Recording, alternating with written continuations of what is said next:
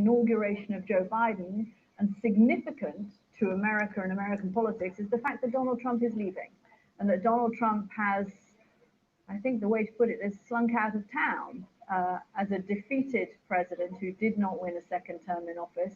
And that is also highly significant for this country. There are a lot of people in the country, and I've spoken to supporters of President Trump, who have also told me they are exhausted, that this has been a dramatic, chaotic, unprecedented presidency with an enormous amount of news, enormous amount of turmoil during the course of the last 4 years, on top of the coronavirus pandemic. And there is a sense that the country is tired and is looking for perhaps a little restoration of normalcy. So there is Air Force One, and he is still president for 1 hour and 3 minutes.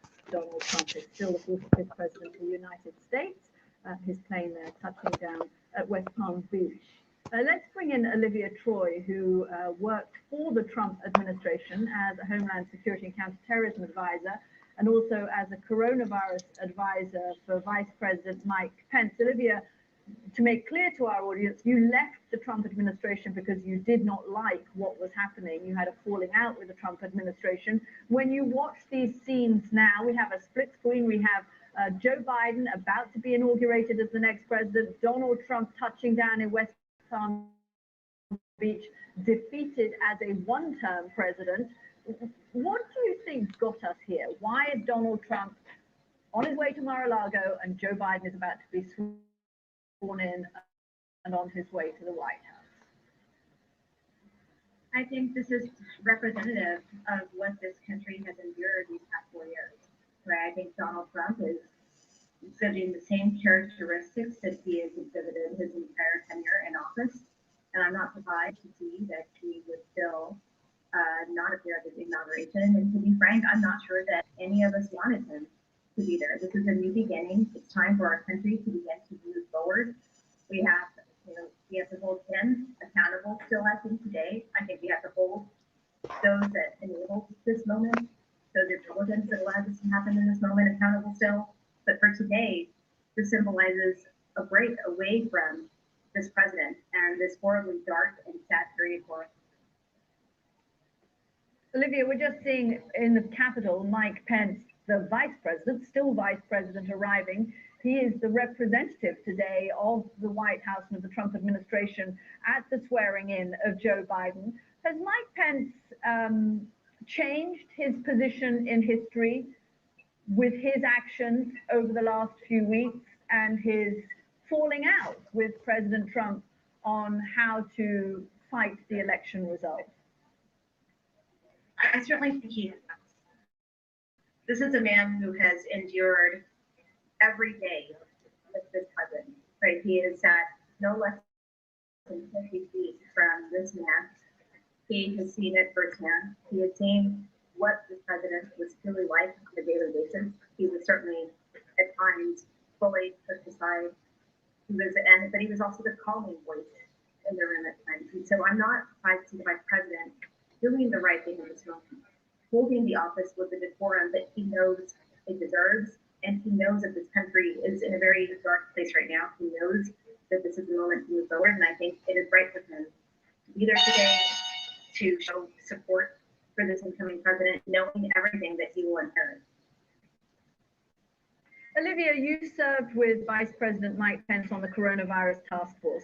The number one thing that Joe Biden needs to do from today, when he becomes president, is handle the coronavirus here in America, improve the rollout of vaccines, improve test and tracing across the country, bring down the number of people who are dying in America because of the coronavirus.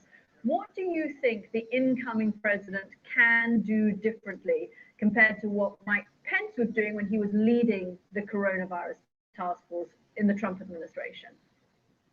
Well, the first thing is to speak with a unified voice, right? To tell people the gravity of the situation, to get everyone united behind wearing a mask. A simple issue like that just really created so much division in this country.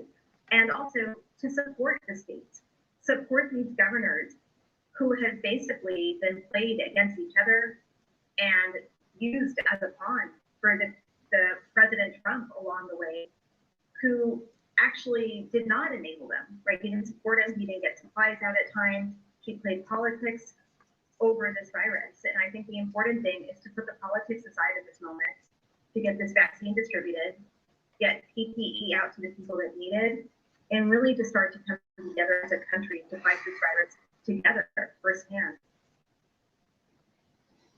Okay, Olivia Troy, thank you very much for joining us. We're keeping an eye on both of these images for you. On the left-hand side of your screen, you're seeing the door of Air Force One, which is where President Trump will come down those steps to begin his life as former president, as citizen Trump in Florida. He'll be moving into Mar-a-Lago. He has a private apartment there in Mar-a-Lago. He and his wife will be moving in there. On the right-hand side of your screen, we see the Capitol building here in Washington, D.C., where dignitaries are gathered. There is Mike Pence, the vice president, still vice president of the United States under Donald Trump. He did not go to Andrews Air Force Base to say goodbye to President Trump. He did not go to the White House this morning to say goodbye to President Trump. He has been a loyal foot soldier for this president, defending his many controversial policies, the separation of families at the border, the ban on people from majority Muslim countries entering the United States early on. Mike Pence stood by Donald Trump throughout his presidency, but he broke with him on the issue of whether the election was free and fair. And Mike Pence just would not go as far as Donald Trump wanted him to go in fighting the election results. And here he is. He is the representative of the Trump administration on that platform. He will be standing in effectively for Donald Trump to pass the baton from the 45th president to the 46th president. We are then expecting, after the Pences, the running order that we have been given by the White House is that we will have the vice president-elect Kamala Harris and Doug Emhoff. They will be the next to come out. There's Bill Clinton, George Bush just behind him. And it is an extraordinary scene, this, as we watch power in Washington, power in America is shifting. It is shifting from the left-hand side of your screen to the right-hand side of your screen. It is shifting from Donald Trump, who is leaving office, defeated as a one-term president, to Joe Biden, who has, on his third attempt for the US presidency, will finally be taking the oath of office as the oldest president ever in American history, and he will have a vice president who is also making history as the first woman and the first person of color also as a vice president. We can speak now to Stephanie Rawling Flake. She is former mayor of Baltimore and was close to the, I'm going to, 1 second before we go to the mayor, because there is Donald Trump. We were talking about a split screen. Melania has changed. She was left Washington in a black, this is Melania Trump pays close attention to her clothes. She has left in one rather somber outfit. She has arrived in Florida in a suitably sunny dress. Perhaps no secret that Melania Trump is happy to be leaving Washington. She was never particularly keen to take up her position in the White House. She liked her life as a private citizen in New York, and now she can resume life as a private citizen down in Florida. So that's it. Donald Trump gets into his SUV and he drives off to Mar-a-Lago.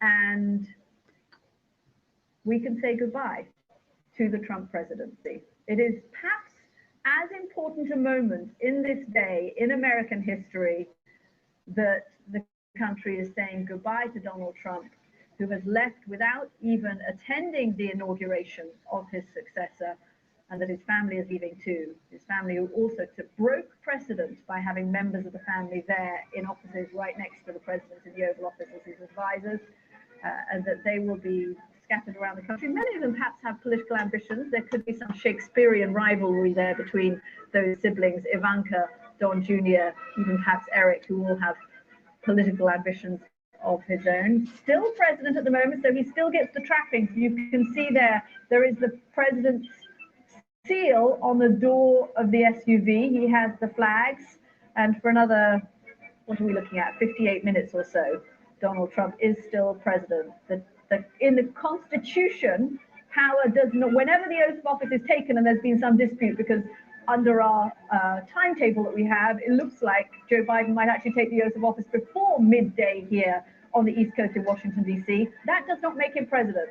The clock will make Joe Biden president. Donald Trump stops being president at noon, and his successor takes over after that. And Donald Trump has gone. We are back to Washington, the new power here in Washington, and Stephanie Rawlings-Blake, former mayor of Baltimore, joins us. Mayor, it is worth us closing the page on Donald Trump's presidency and seeing that he has left, and it is a very important moment in politics in this country that Donald Trump has kind of slunk out of town on this inauguration day as a defeated one-term president, because he has been such a tumultuous figure in American politics. Definitely. His presidency has been pretty much a disaster.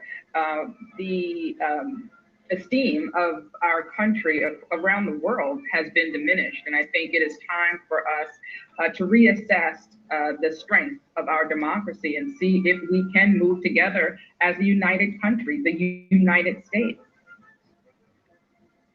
Can I ask you about the incoming president and the incoming vice president-elect? You worked with them on their campaign. How much is going to change now in the United States with a new team? So much is going to change, primarily because the Biden-Harris administration is committed to putting the best and the brightest people with experience in